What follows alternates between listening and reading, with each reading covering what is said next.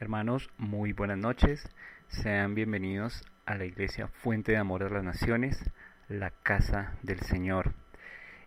Quiero pedirles que por favor abramos la palabra de Dios en Gálatas, capítulo 1, versículo número 10.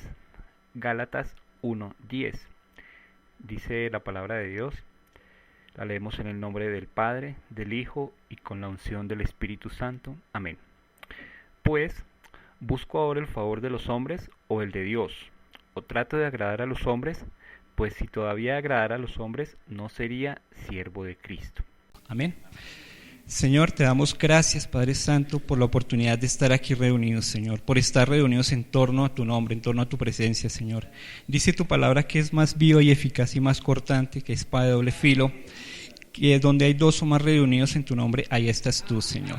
Gracias, Padre Santo, por permitirnos estar aquí reunidos esta noche, Señor, por permitirnos llegar de nuestras ocupaciones, de nuestros trabajos, Señor, llegar a tiempo, llegar aquí, Señor. Yo te pido por las personas que estamos aquí, Señor, que estamos reunidas para escuchar tu palabra, Señor. Y aún por las que vienen en camino, Señor, que seas tú aparejando el tiempo, aparejando el transporte, Señor.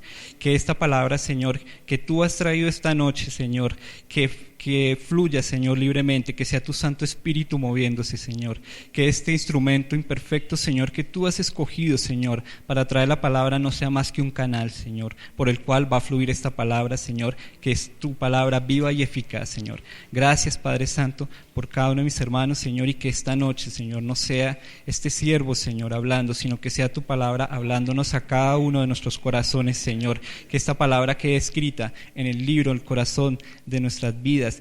Todo esto te lo pedimos, Señor, en el nombre que es sobre todo nombre, Cristo Jesús. Amén y amén. Pueden sentarse. Bueno, dice la palabra que acabamos de leer que busco el favor de los hombres o el favor de Dios. Esta palabra se aplica, yo recuerdo cuando, creo que a todos nos pasó lo mismo, que cuando llegamos a los pies del Señor, cuando conocimos del Señor, tuvimos un cambio, una transformación. Si antes escuchábamos música del mundo, la cambiamos por la música cristiana. Si antes en nuestro celular sonaba un vallenato cada vez que nos llamaban, ahora ya no sonaba un vallenato, sino sonaba una adoración.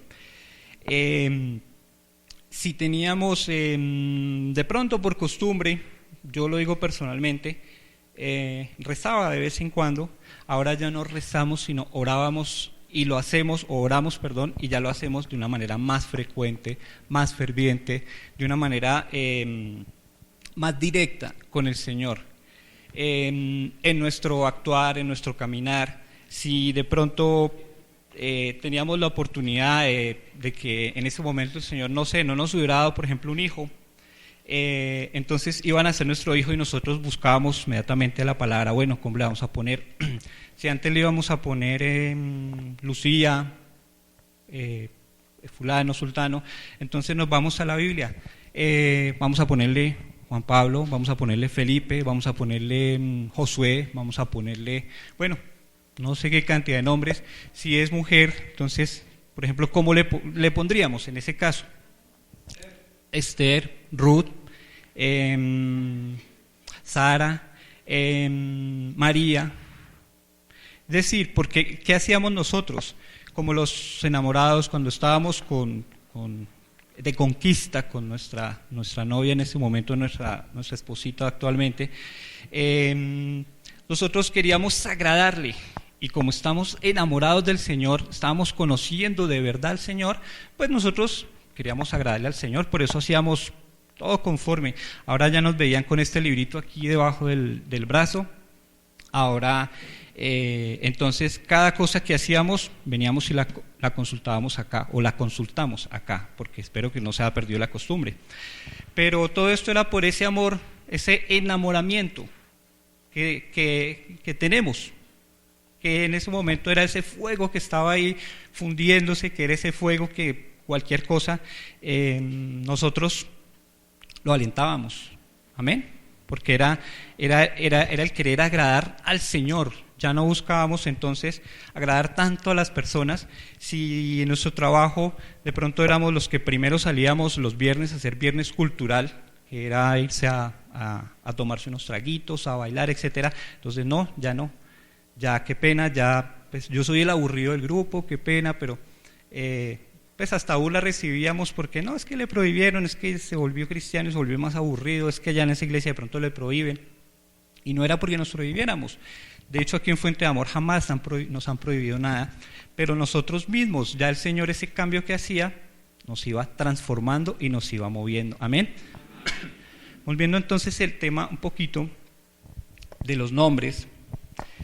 Como les digo, nosotros buscábamos en Pablo, Pedro, Juan, Felipe, Santiago, Josué, ¿cuál? Daniel, Samuel, ¿cuál? David, Esteban, Felipe, no. ¿Quién da más? Listo. Yo les tengo un nombre que yo sé, nadie lo dijo, y yo sé que nadie por la cabeza se le ocurriría. Yo creo que si en la Biblia se hiciera un salón de la fama de los buenos y un salón de la fama de los malos, muy seguramente este nombre quedaría en el salón de la fama de los malos. ¿A qué no dirían quién es? No. Tuvo un hermano gemelo, Esaú. Creo que nadie le pondría a su hijo Esaú. No, Esaú, pero si imagínense si ese Esaú vendió su progenitura. Mire, Esaú cambió la bendición, dejó tirado lo que el Señor le dio por un plato de lentejas. No, que le va a poner uno ese nombre a un hijo, ¿no? Y de pronto está razón. Pero algo que a mí me gusta de la Biblia es que la Biblia habla de lo bueno, lo malo y lo feo. La Biblia no oculta absolutamente nada. La Biblia nos dice, David, hombre conforme al corazón de Jehová. Pero en ninguna parte de la Biblia está oculto el pecado de David y el grueso pecado de David, porque pecado doble. Y lo dice con pelos y señales. Lo dice sin ningún tipo de pronto de preferencia. El pecado de Salomón hombre sabio, Salomón hombre muy rico, pero dice que empezó a casarse con muchas mujeres de otros países y empezó, como dice en el argot, empezó a torcerse. Entonces ya se fue por el lado de agradar, ya no al Señor, de ese el que se enamoró y de ese el que se postró y oró y le pidió sabiduría, sino que ya agradar a sus espositas, a idolatrar a otros dioses, otras deidades, etcétera, etcétera. Pero ¿por qué les traigo a Esaú al tema? ¿Qué tiene Esaú como de especial? Vamos por favor a Génesis, dice el pastor, el libro más difícil de buscar de la Biblia, el capítulo 25. Génesis 25, vamos a ver el versículo 22.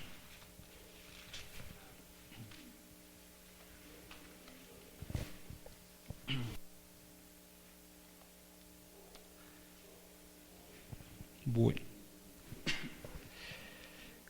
Todos conocemos la historia de Jacob y Esaú. ¿Listo? Dos gemelos completamente diferentes, como generalmente son los gemelos. Esaú, que era el mayor, era de más temple, era el cazador, era el que era como el más activo, mientras que Jacob era un poco más tranquilo, más apacible. Él era el hijo que todos queremos tener, teniendo en cuenta que ahora los niños son tan inquietos. Jacob era lo contrario, era bastante quieto, pero tienen su historia. El versículo 22 dice: y los hijos luchaban dentro de ella, y dijo, ¿dentro de ella es quién? Dentro de la mamá. Si es así, ¿para qué vivo yo?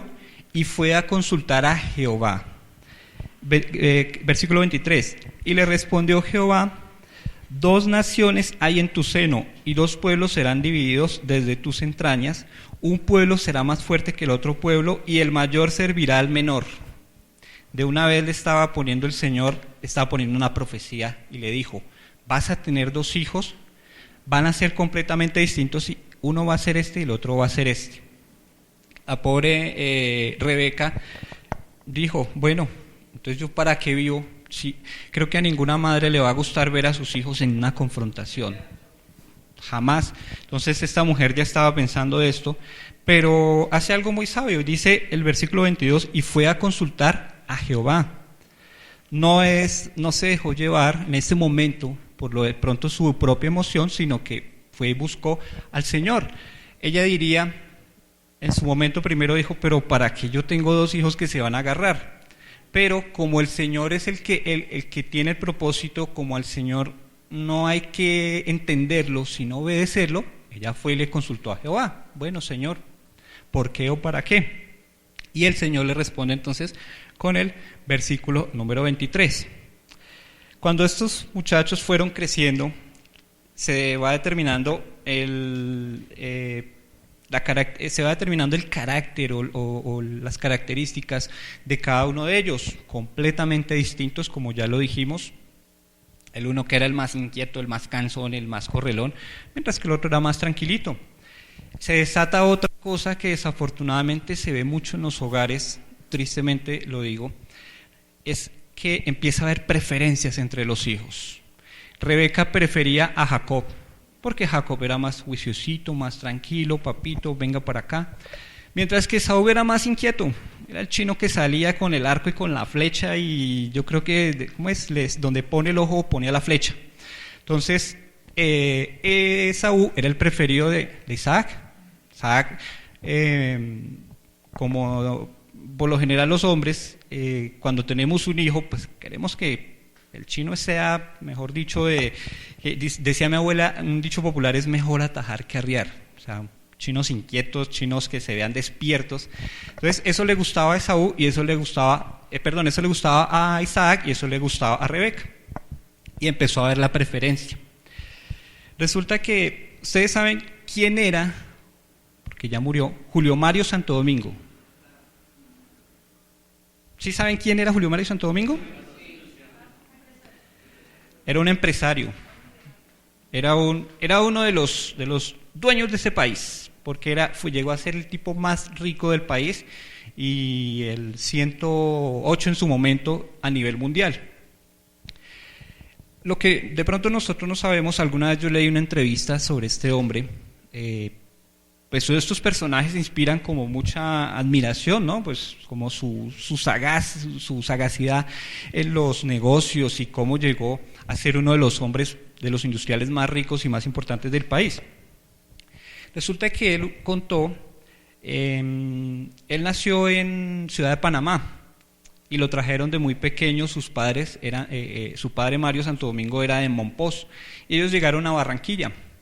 Ellos fundaron o montaron una pequeña cervecería, la cervecería Águila, que era pequeña. De por sí una cervecería en Barranquilla es pequeña porque Barranquilla es una ciudad muy pequeña. Entonces cualquier negocio allá es grande. Entonces Julio Mario tenía un hermano menor.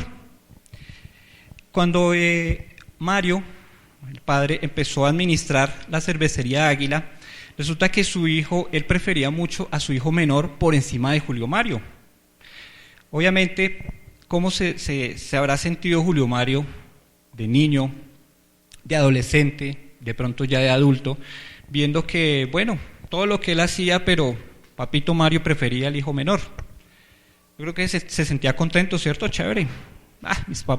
Mi papá prefiere a mi hermano, al menor, y por más de que yo haga lo que sea, o sea, lo que yo hago hasta lo imposible, pero para mi papá solamente existe mi hermano menor.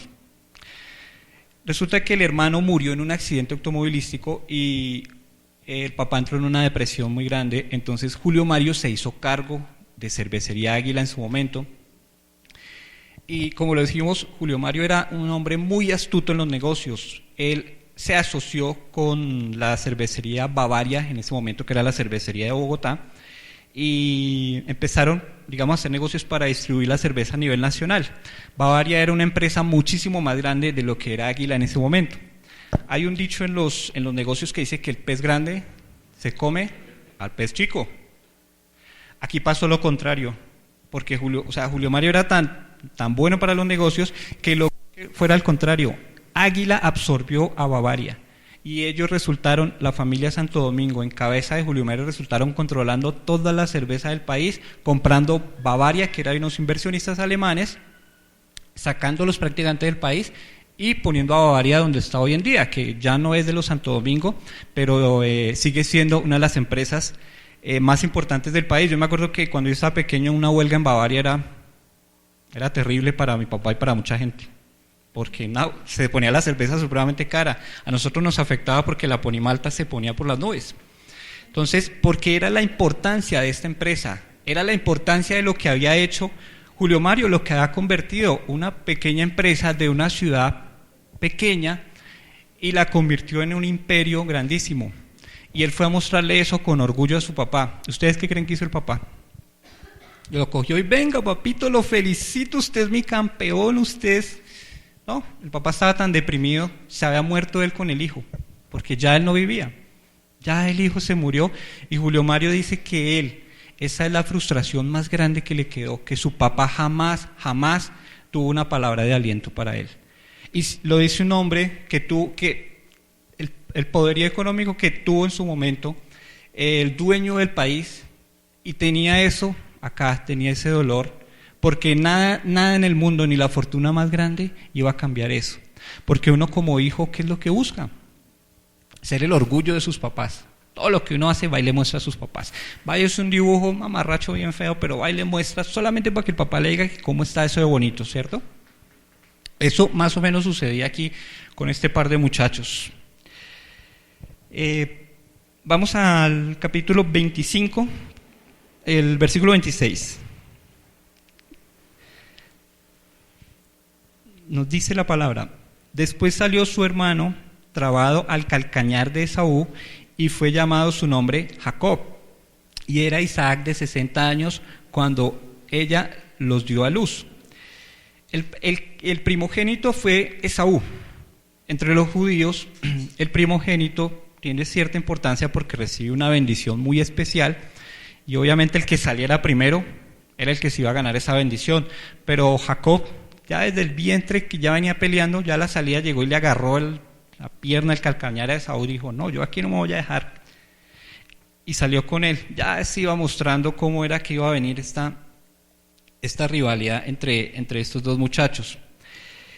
El versículo 27 nos empieza ya a narrar qué fue lo que pasó para que estos hermanos empezaran a dividirse. Dice el 27: y crecieron los niños, y Esaú fue diestro en la casa, ya lo habíamos dicho, hombre de campo, pero Jacob era varón quieto, que habitaba en tiendas. Y amó Isaac a Esaú, porque comía de su casa, mas Rebeca amaba a Jacob. Y quiso Jacob un potaje, y volviendo a Esaú del campo, cansado, dijo Jacob: te ruego que me des a comer de ese guiso rojo, pues estoy muy cansado. Por tanto fue llamado su nombre Edom. Y Jacob respondió: véndeme en este día tu primogenitura. Mire ya lo hábil, lo astuto que era este Jacob. Ya él estaba maquinando todo. Entonces dijo Esaú: he aquí yo me voy a morir. ¿Para qué? Pues me servirá la primogenitura. Dice la palabra de Dios que la palabra tiene poder, y lo que dijo Esaú en ese momento no sabía lo que le iba a estar causando. Y dijo Jacob: júramelo en este día. Y él le juró, y vendió a Jacob su primogenitura. Entonces Jacob dio a Esaú pan y del guisado de las lentejas, y él comió y bebió, y se levantó y se fue. Así menospreció Esaú la primogenitura. Lo importante lo que valoró Jacob desde el vientre, desde ya antes de nacer, y cuando ya iba naciendo, resulta que para Esaú lo tuvo por menos. Lo fue botando. Pues yo no me voy a morir de hambre, pues ¿para qué me va a servir la primogenitura? Hágale. Como si la bendición o lo que el Señor le había prometido no valiera nada. Tristemente a veces nosotros hacemos eso. Nosotros menospreciamos la bendición que el Señor nos da, menospreciamos lo que el Señor nos da, lo tenemos por poco, y pensamos, pero bueno, finalmente es porque Dios quiere. Todavía de pronto nos atrevemos a decirlo. No, Dios permite, pero trae sus consecuencias, y Esaú lo supo muy bien. Dice el capítulo 27, nos habla de cómo fue que efectivamente se cumplió la profecía, porque el Señor no habla por hablar, y el Señor, lo que ya había dicho, que la bendición era para Jacob, se cumplió. No les voy a leer el 27, ustedes saben la historia.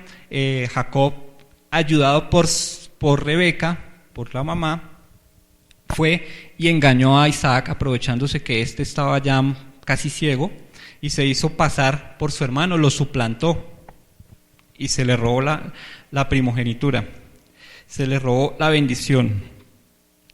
Cuando llega Esaú y se da cuenta de lo que ha pasado, entonces ahí sí lloró, ahí sí, pero es que mi hermano me suplantó, pero es que mi hermano me quitó, pero es que ahí sí, a lamentarse y a llorar y a lloriquear, como dicen popularmente.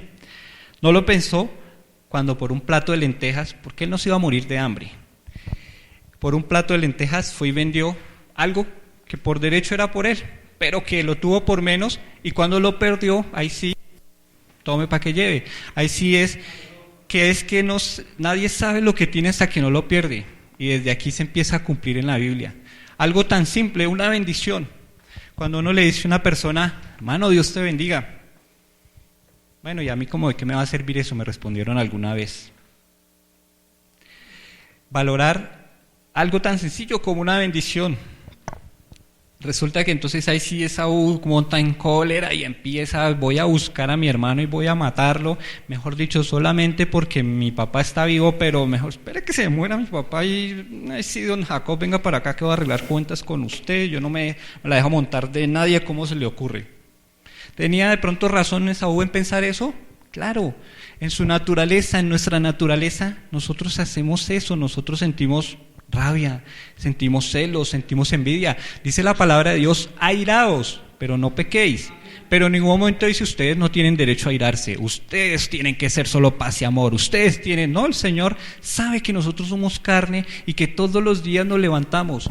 Yo personalmente me levanto y digo, Señor, permíteme, Señor, dame fuerza para luchar contra esta naturaleza carnal que yo tengo, porque eso es lo que hacemos nosotros, luchar todos los días, para que esta naturaleza carnal, para que esto que está aquí, que llega hasta aquí, no se apodere de nosotros, sino que lo que está aquí sea lo que obre y actúe por nosotros, porque eso es lo que quiere el Señor, unos verdaderos hijos de Dios.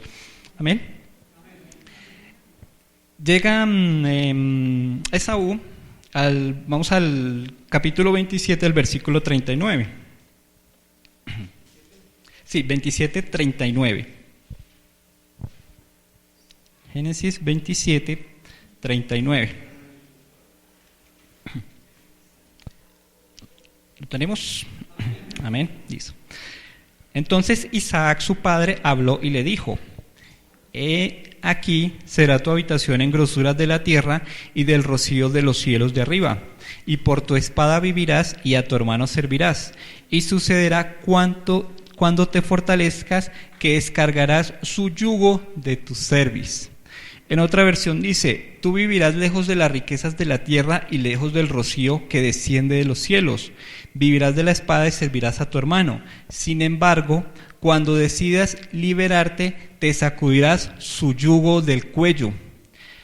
Esaú en ese momento de lo contento que estaba, él no entendió lo que le decía al papá. Él simplemente le decía, pero papá, ya se te acabó la bendición. No, bendíceme a mí también. Es que finalmente yo era el de la bendición. Entonces Isaac, que ya no podía echarse para atrás porque él ya había dado su bendición tal cual como el Señor le había dicho, sin embargo bendice a su hijo, pero le da una profecía. Cuando le dice, sin embargo, cuando decidas liberarte, te sacudirás su yugo del cuello. Yo creo que Saúl le dijo, no, pues muchas gracias, eres genial papá, nunca cambias, no, pues no me va a dar tanto consuelo, mi hermano viene y me roba la bendición, se hace pasar por mí, y antes usted viene y me sale con esto, no, gracias, o sea, ¿para qué más? Y se fue Saúl. Empieza Esaú a hacer lo que empieza a perseguir a su hermano, tanto está que Rebeca tiene que hablar con Jacob y decirle, vete para donde mi hermano y quédate allá hasta que las aguas se calmen, porque ya ella se había encargado de armar el problema, entonces ahora como que tratar ella de solucionarlo y apaciguar un poquito las aguas, porque vuelvo y les digo, es tan chévere ver dos hermanos agarrados. Entonces ella no pensó en eso, no pensó en las consecuencias. Sí fue sabia al principio y le consultó al Señor y le dijo que por qué estaba sucediendo eso en su vientre, pero ahí sí se le acabó la sabiduría y entonces cogió y empezó a actuar por su propia naturaleza, por lo mismo, por la preferencia por uno de sus hijos, dejando a un lado al otro y provocando esto. Por eso la palabra de Dios dice que la mujer sabia edifica su casa, mas la necia con sus manos la destruye, sus manos la derriban. Amén. Esaú entonces empieza a buscar a su hermano iracundo. Él estaba detrás, ese Jacob me las paga, ese Jacob me cae porque me cae, algún día tendrá que volver. Y empieza no solamente a alimentar ese odio contra su hermano, sino empieza a decepcionar a su familia, a sus padres. Le dice Sara, le dice Isaac, le dijo Rebeca, que no se juntara con las mujeres de Canaán. Y él fue lo primero que hizo.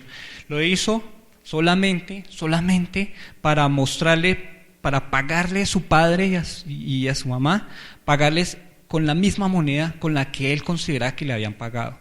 Con ese dolor que él estaba sintiendo. Entonces, usted me la hizo, aquí se la devuelvo para que chupe, para que sienta, para que se dé cuenta de lo que yo estoy sintiendo. Pero yo les digo, en nuestra naturaleza carnal, ¿hacemos o no hacemos eso?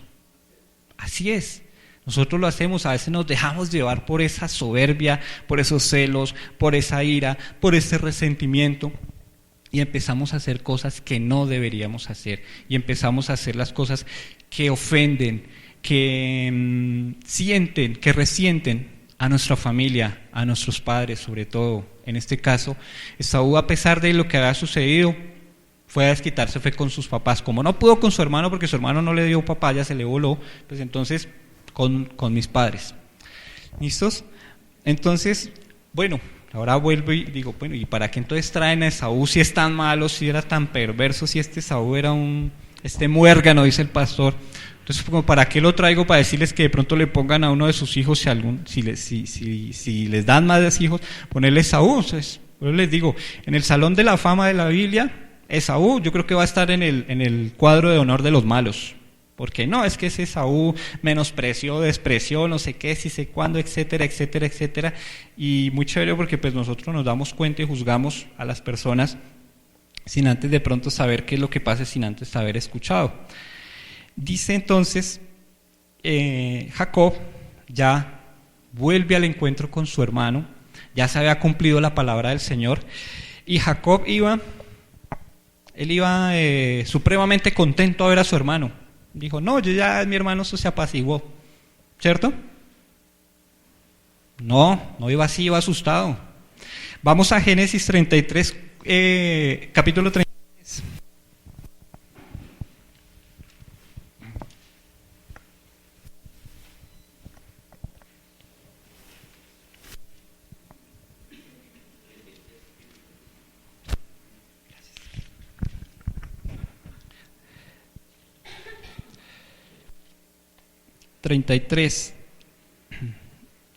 Génesis 33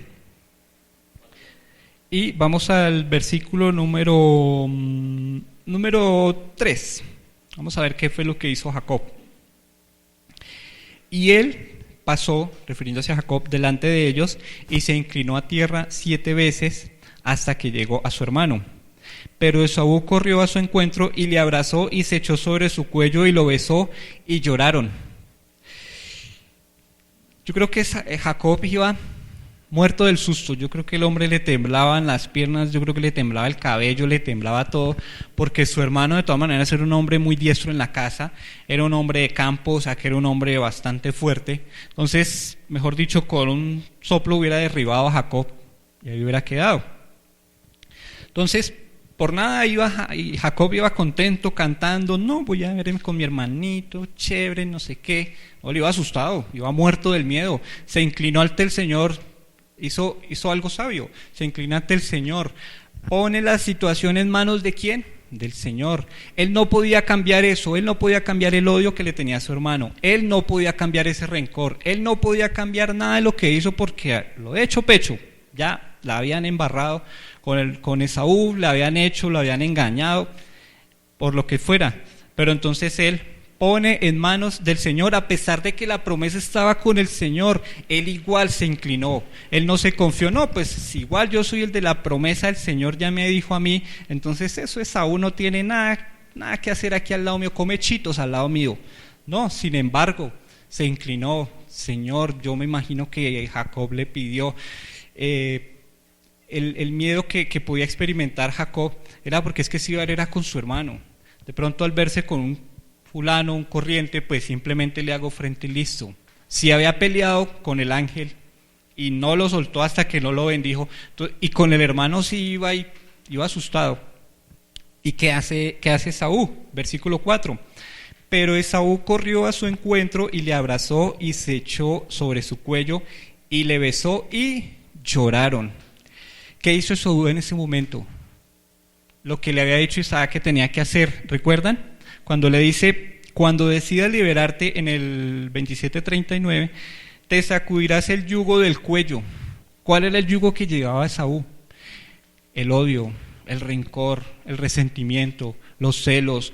Yo creo que todo ese tiempo Esaú pensaba, claro, mi mamá siempre prefirió a Jacob, ahora veo por qué fue que ayudó a ese chino, uy, es que mi mamá también, y por eso es que también le voy a pagar con la misma moneda, y es que mi papá no haber hecho nada, ¿cómo así que mi papá haberse dejado engañar y cómo mi papá no me dio entonces la bendición, y etcétera?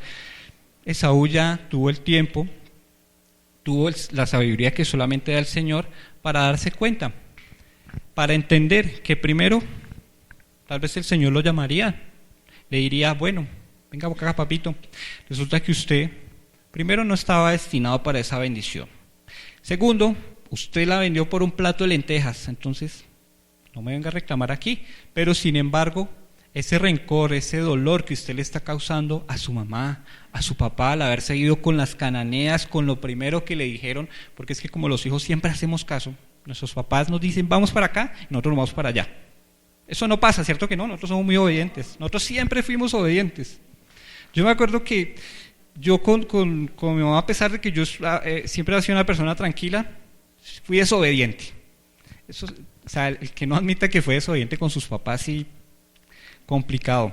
Entonces, ya Esaú recapacita, valora, y si bien en su momento no valoró la bendición, entonces ahora sí valoraba la profecía, la promesa que le hacía su papá, que le hacía el Señor. Decía, que te liberarás. Cuando uno perdona, mire la importancia del perdón. Cuando uno perdona, uno se quita de encima un peso, pero terrible.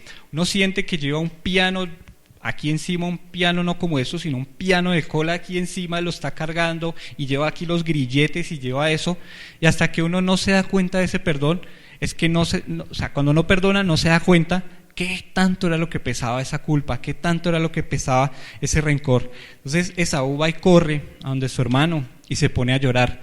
Yo no me imagino la alegría, yo creo que ya habían muerto Isaac, yo creo que Isaac le hubiera dado mucho gusto, mucho gozo, mucha alegría ver a sus hermanos en esa reconciliación.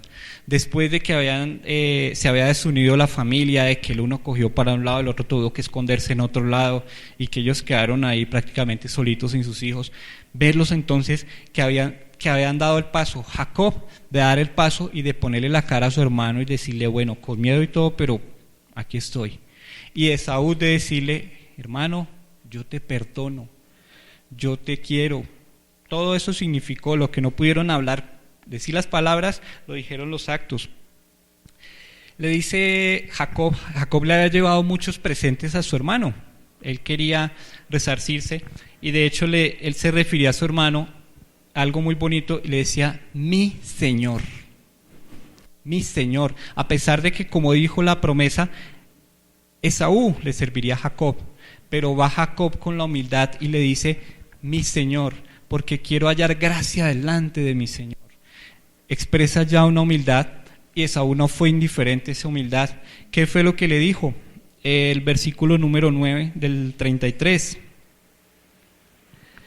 Y dijo Esaú: suficiente tengo yo, hermano mío, sea para ti lo que es tuyo.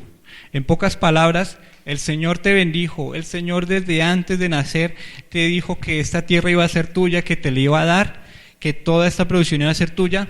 Hermano mío, eso es tuyo, no tienes que dármelo a mí. Eligió perdonar, eligió amar, eligió de pronto la decisión más difícil, porque es que perdonar no es fácil. Aquí el que diga que perdonar es fácil, está mintiendo. Perdonar es difícil, por lo mismo que hablamos de qué, de esta carne, de esta naturaleza, porque esta naturaleza quiere ir para allá, mientras que el espíritu quiere ir para acá. Entonces nosotros tenemos ahí siempre como que sí, como que no, y como que bueno, ¿será que sí? O como dicen algunos, una frase un poco ridícula, si me perdonan la expresión: yo perdono, pero no olvido. Entonces ¿para qué carajos perdona? No perdone, sígase alimentando de ese odio y de ese rencor, porque si dice yo perdono, pero sigue alimentándose de eso al decir no olvido, ustedes imaginan que el Señor nos hubiera dicho: ustedes me fallaron, yo les perdono, pero no les olvido. ¿Qué sería de nosotros? Ay de nosotros, pobrecitos, donde el Señor se le hubiera ocurrido decir eso. Gracias al Señor, gracias a Dios que la cosa no funciona así. Así como la profecía de Isaac en ese momento para su hijo, la promesa que le da cuando le dice que cuando decidas liberarte, porque era voluntario, no le va a decir: es que tú tienes que perdonar, es que tú te tienes que liberar, es que tú, no, tú decides, nosotros decidimos, el Señor nos pone a decidir. El Señor dice: ancho es el camino que lleva a la destrucción y angosto el que lleva a la vida eterna. ¿Por cuál quieren ir? ¿Quieren ir por allá? Listos. Yo los rescaté, los pagué a precio de sangre, me costaron lágrimas, me costaron sudor, me costaron toda mi sangre. Pero aún así les doy la oportunidad de que escojan. ¿Para dónde quieren ir? ¿Para allá o para allá? La decisión la tomamos nosotros. Difícil decisión, la tomó Esaú. Para mí, valiente lo que hizo Esaú. Vuelvo y les digo, todo el mundo dirá, ¿se acuerda de Esaú? Y el pobre Esaú, sí, claro, el que vendió la primogenitura por un plato de lentejas, el que esto. Pero muy pocas veces se habla de lo que hizo Esaú, de liberarse, de perdonar, de ser uno de los primeros ejemplos del perdón, de reconocer que se había equivocado, de reconocer que su hermano tenía el derecho, porque eso ya estaba estipulado por el Señor. Amén. Para terminar, vamos a Mateo capítulo 5, versículo 44.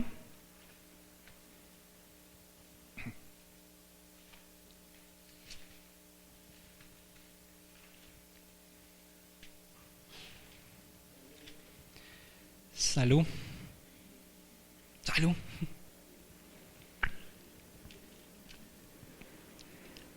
44, ¿lo tenemos? Dice la palabra de Dios: pero yo os digo, amad a vuestros enemigos, bendecid a los que os maldicen, haced bien a los que os aborrecen, y orad por los que os ultrajan y os persiguen, para que seáis hijos de vuestro Padre que está en los cielos, que hace salir su sol sobre malos y buenos, que hace llover sobre justos e injustos. Porque si amáis a los que os aman, ¿qué recompensa tendréis? ¿No hacen también lo mismo los publicanos? Decía aquí el Señor cuando se refería, les decía: amad a vuestros enemigos, bendecid a quienes los maldicen. Menuda tarea la que pone el Señor.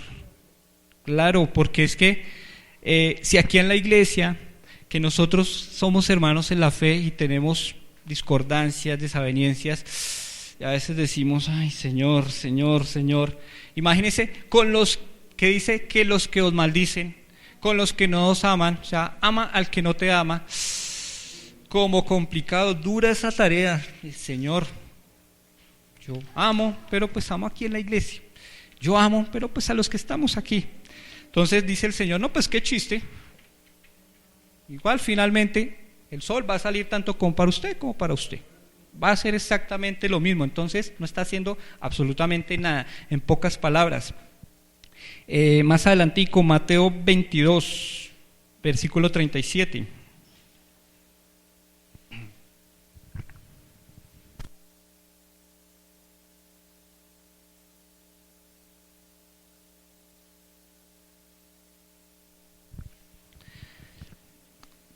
Amén, ¿lo tenemos? Dice tiene un título, dice el gran mandamiento. Mateo 22:37. Amén. ¿Sí les dije bien? Sí. Listo, 22:37. Jesús le dijo: amarás al Señor con todo tu corazón y con toda tu alma y con toda tu mente. Este es el primero y grande mandamiento. Y el segundo es semejante: amarás a tu prójimo como a ti mismo. ¿Por qué creen que el Señor decía amarás a tu prójimo como a ti mismo? Yo creo que en el encuentro explicaba que después del Señor, persona más importante, pues era uno mismo. Nosotros nos levantamos todas las mañanas, primero alimentamos obviamente nuestro espíritu, oramos, damos gracias al Señor, luego alimentamos nuestro cuerpo, cuando tomamos nuestro desayuno, nos bañamos, nos arreglamos, yo creo que no salimos a la calle andrajosos, no nos vamos a trabajar con los zapatos rotos ni nada de eso, sino buscamos siempre como lo mejorcito. Cuando nos presentamos nomás aquí en la iglesia, venimos bien organizaditos, bien como nuestras mejores fachas. ¿Por qué? Porque es el amor que nos tenemos por nosotros mismos, y el Señor sabe que ese amor que nosotros nos tenemos, entonces ¿qué es lo que dice? Désenlo a los demás. Así como yo, Gerardo Reyes, me quiero, así mismo entonces Gerardo Reyes debes amar a Pedro, debes amar a Carlos, debes amar a Novia, debes amar a Daniela, debes amar a David, debes amar a Sonia, debes amar a todos sus hermanos, a todos. Amén. Por eso se la pone difícil, entonces ya el Señor le dice, bueno, si la ve difícil por ese lado, entonces, a ver, como usted se quiere, quiera a los demás. A ver, le dice el Señor, lo reto. Dice Lucas 10:27.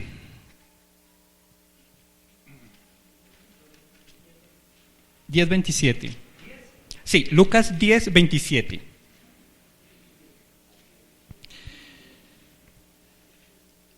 Amén. ¿Tenemos? Aquel respondiendo dijo: amarás al Señor tu Dios con todo tu corazón y con toda tu alma y con todas tus fuerzas y con toda tu mente, y a tu prójimo como a ti mismo. Vuelve y lo dice Lucas aquí, o sea que no fue invento de Mateo, no se inventó Mateo, así que el Señor dijo esto. Lucas también lo dijo. El Señor es tan bueno que el Señor da 10 mandamientos. Bueno, no dio 10, dio más, ¿no? Pero da 10 mandamientos. Y dice que aquel que asuma la ley y falla uno de los mandamientos será culpable por toda la ley. Entonces el Señor le dice, listo, vamos a simplificarle las cosas. Entonces, primer mandamiento, o sea, la resumió en solo 2. Primero, amarás a tu Dios con todo tu corazón, con toda tu alma, con todo tu fervor, solo a Él servirás, amén, amén. Y le dice, y el segundo es semejante: ama a tu prójimo como a ti mismo. O sea, el Señor los redujo y dijo, bueno, ustedes ya no pueden cumplir 600 y pico, entonces vamos a darle 10. No pudieron con los 10, entonces bueno, vamos a reducírselo a 2. Y ni aún así podemos cumplirlos. Y ni aún así nos queda completamente difícil, nos queda, como dicen los muchachos, de para arriba cumplirlos. Pero si ven que esto es sencillo, amarás a tu prójimo. Si yo me amo a mí mismo, yo no voy a tener rencor contra mí mismo. ¿Cierto que no? Si yo, muchas veces cuando uno comete un error, ¿qué es lo que primero, digamos, lo ha dicho el Señor, dice, perdónate primero a ti mismo. Si yo me perdono a mí mismo porque yo me quiero, yo me amo, porque lo dice la palabra, pero entonces no perdono a mi prójimo, pues si a mi prójimo lo tengo que amar como a mí mismo, entonces ¿por qué no lo voy a perdonar? Dice Efesios 4:32, ¿qué dijo Pablo?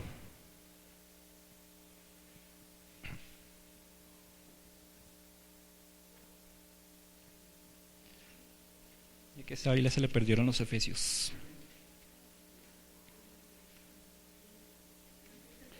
Efesios 4:32, amén, ¿sí? Si nos lo regala, por favor, Gracielita, por favor.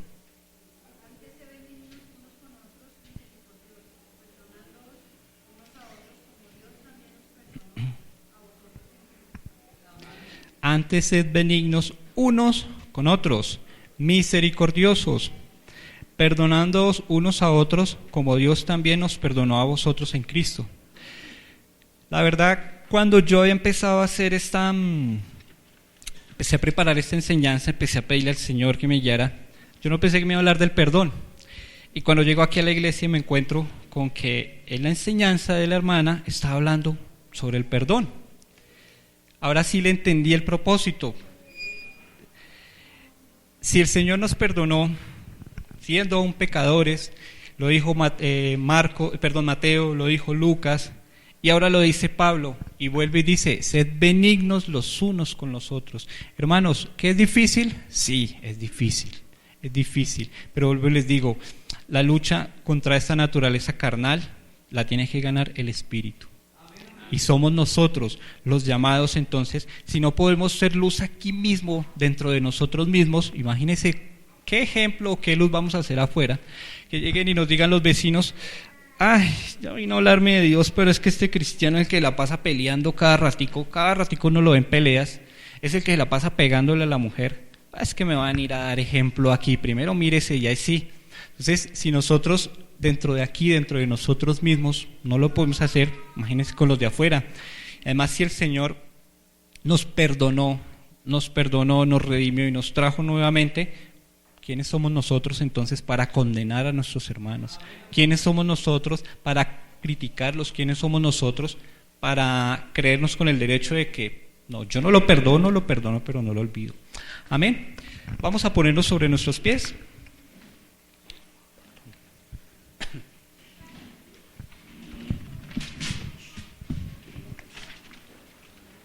Vamos a darle gracias al Señor por esta palabra.